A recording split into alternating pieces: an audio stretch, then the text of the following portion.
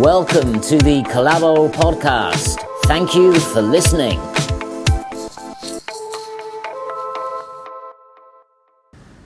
Hello and welcome to the Collabo podcast. Hello, Tom. Hello. How are you today? I'm great, thanks. And you? I'm good, thanks. So, what's today's topic? Today's topic is same-sex marriage, also known as gay marriage.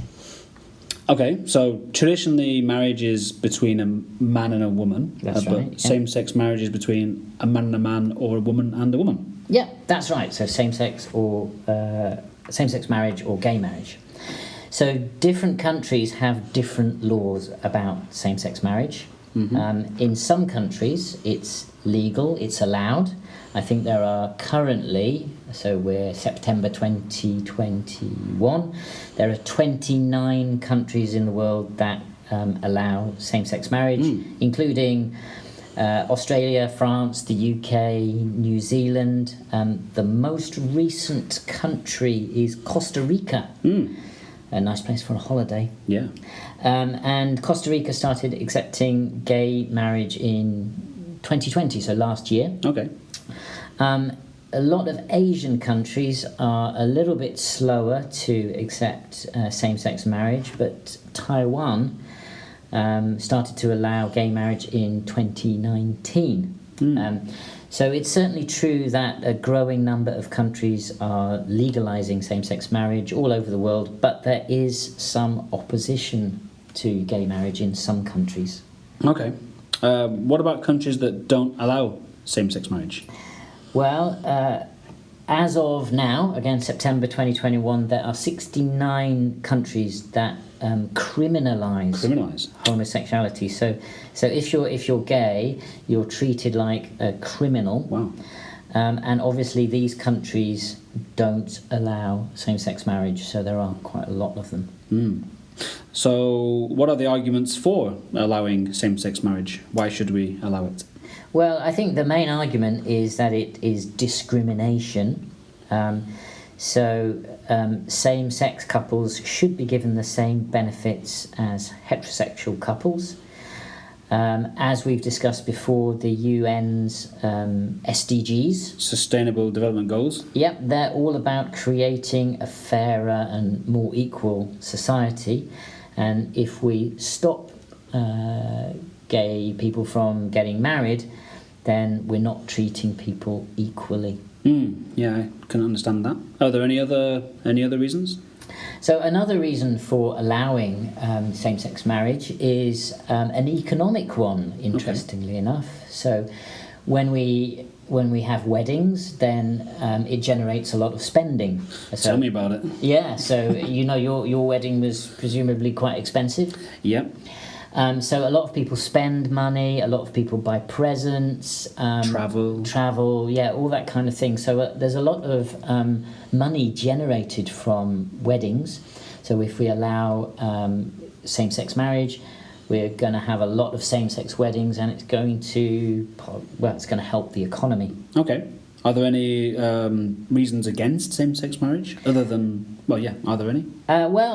There are some religious arguments against gay marriage. So some religions have very, very strong opinions about same-sex marriage, and the religious texts that they use don't accept gay marriage. So countries with perhaps very, very strong religious views, or areas of countries with very strong religious views, tend to be against same-sex marriage. Okay. Are there any other reasons? Some people say that the purpose of marriage is a union to have children. Okay. And gay couples usually don't have children, so for that reason, some people think that gay marriage should not be allowed. Okay. So, how about, you mentioned Taiwan in Asia. How about Japan? What's the current situation here? Japan is a little bit different to the majority of developed countries with regards to gay marriage. So as of now, in September 2021, it is the only member of the G7 economies that has not legalized same-sex marriage. Okay.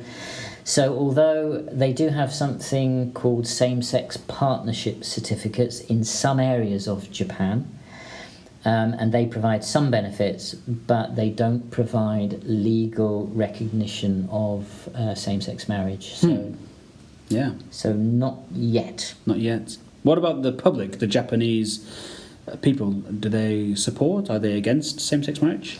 Well, it's not a topic that is talked about very often in Japan, which is part of the reason why we're talking about it today. But actually, gay marriage has very strong support from Japanese people. Really? 82% of Japanese people say they support sort of same-sex unions. And that's even stronger amongst young people.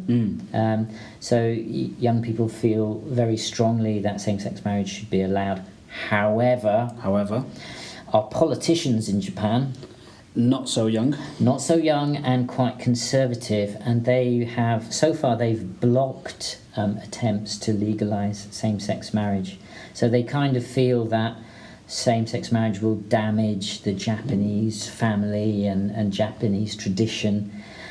So although the public support gay marriage, the politicians, or the older conservative politicians, are against it. Right, okay, I see. So is it going to change, do you think, in Japan in the future? Well, it seems that way. Things in Japan do move quite slowly, but in March of this year, 2021, there was a ruling by a court in Sapporo which said that the government's failure to support same-sex marriage is against Article 14 of the Japanese Constitution. What's that? So Article 14 of the Japanese Constitution says everybody has the right to equality. Okay. So the court in Sapporo said if you don't allow same-sex marriage, then you're not treating people equally. So it seems as though things are going to change with regards to same-sex marriage, or the legality of same-sex marriage in Japan. Okay, yeah, makes sense. So I guess, watch this space. Look out for the news. It could change very quickly any day now, I guess. Yeah, we're not sure, but I think it's probably going to change in the near future. All right. Thanks. Thanks for that, Richard. Okay, so that's it for same-sex marriage. Please join us next time. Bye. Okay, see you. Thank you for listening to the Collabo podcast. Please tune in next time.